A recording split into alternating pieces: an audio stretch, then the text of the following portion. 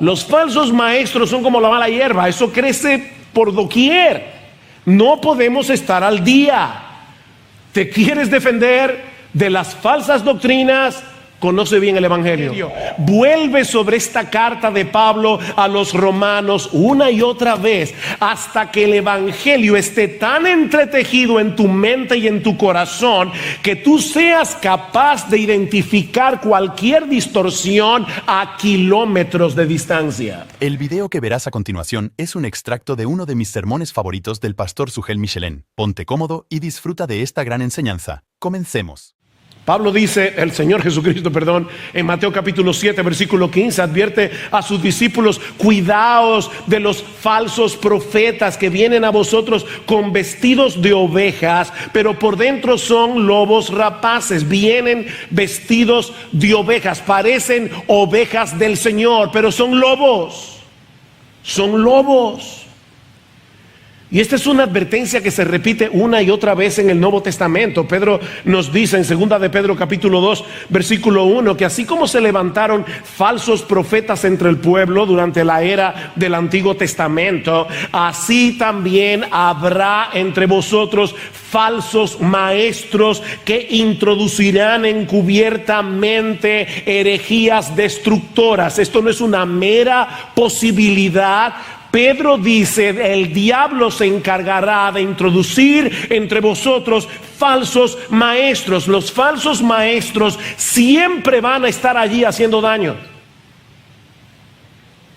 Sobre todo en una época como esta, en que los medios masivos de comunicación son tan eficaces para dar a conocer la verdad, pero también para esparcir el error. Y Pablo les dice: pongan atención, presten atención, esto no es un juego. Así como el Evangelio edifica a los creyentes y los lleva a madurar y a fortalecerse en su fe, así las falsas doctrinas son un tropiezo para los creyentes y un arma de destrucción masiva para los incrédulos. Miles y miles van camino al infierno por haber abrazado un evangelio distorsionado, un evangelio que no predica claramente acerca del pecado, que no habla claramente acerca de la muerte sustitutiva de Cristo en la cruz, que no habla claramente del hecho de que nuestra justificación delante de Dios se obtiene únicamente por medio de la fe y solo por la fe en la obra de Jesús.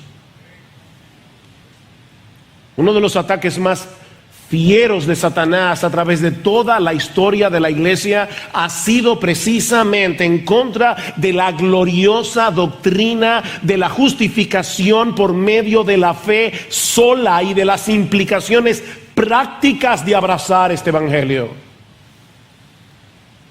Satanás conoce, mis hermanos, el poder del evangelio. El evangelio es poder de Dios para salvación. El evangelio es poder de Dios para santificación, y el diablo lo sabe. Por eso alguien decía que el diablo hará todo lo que esté de su parte para detener el avance del evangelio. Y si no puede detenerlo, para cambiarlo. Y si no puede cambiarlo, para mezclarlo. Y si no puede mezclarlo, para reinterpretarlo. Y si no puede reinterpretarlo, para diluirlo. Y si no puede diluirlo, para distraernos con otras cosas, de manera que no le pongamos mucha atención. El diablo odia el evangelio. Así que manténganse vigilantes contra los que distorsionan este mensaje de la justificación por la fe sola en la obra y la persona de Jesucristo. O de lo contrario, mis hermanos, no tendremos defensas contra los falsos maestros. Y déjenme decirles algo. Yo creo que una persona que afirmó esto tenía mucha razón cuando decía que el proceso a través del cual las iglesias terminan perdiendo el evangelio suele ocurrir en 4 generaciones. Y ya nosotros vamos por la segunda, camino a la tercera. 4 generaciones. Esta persona dice: la primera generación recibe y abraza el mensaje del Evangelio. La segunda generación comienza a darlo por sentado. Eso es algo que ya nosotros sabemos. Cristo murió por nosotros en la cruz. Nuestra salvación depende únicamente de Él. La tercera generación entonces lo confunde. Y la cuarta generación la pierde. La primera generación abraza el Evangelio. La segunda generación lo da por sentado. La tercera generación, al no escuchar claramente desde el púlpito lo que es el Evangelio, lo confunde. Y la cuarta generación lo pierde. De manera, mis hermanos, que el punto crítico está en esa segunda generación que da por sentado el Evangelio. Tal vez porque piensan que ese es el aspecto más básico y más fundamental de la vida cristiana. Es algo que podemos dejar atrás después de la conversión para avanzar hacia doctrinas más profundas. Miren, mis hermanos, no hay doctrina más profunda que el Evangelio.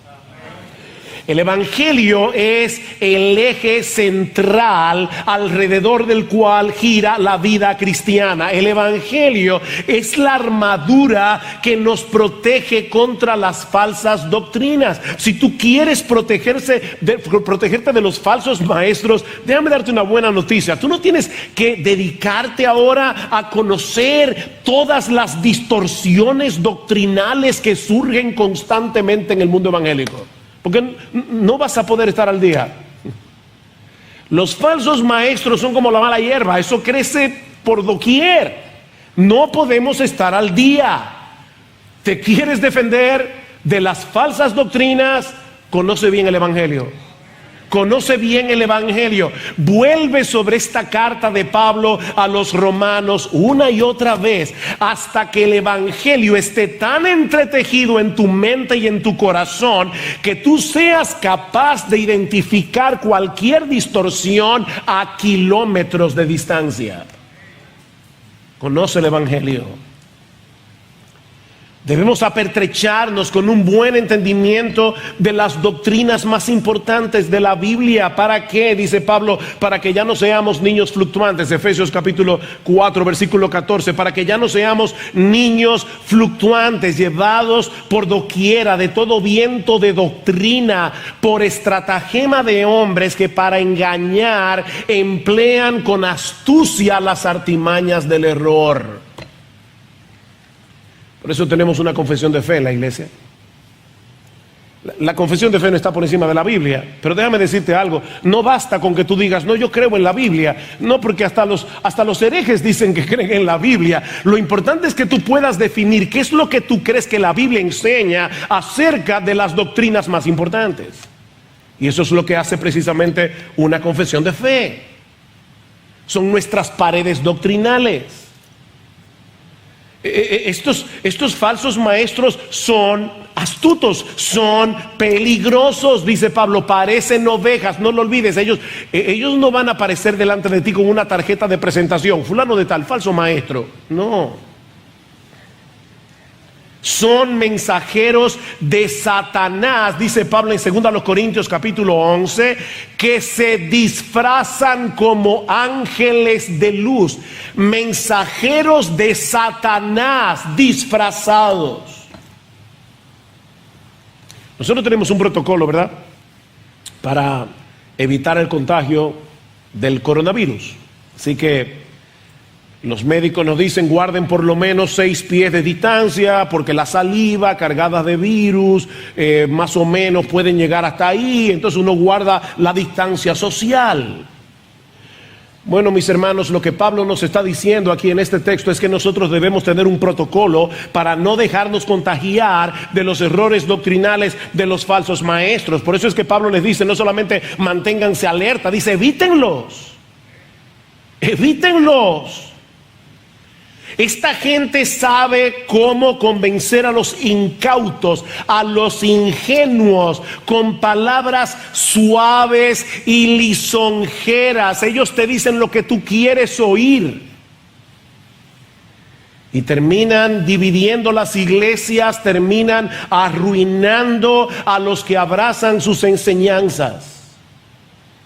En ese sentido, no deja de ser irónico el hecho de que algunas personas dicen, lo más importante en la iglesia es la unidad. Olvídense de las doctrinas, porque las doctrinas dividen.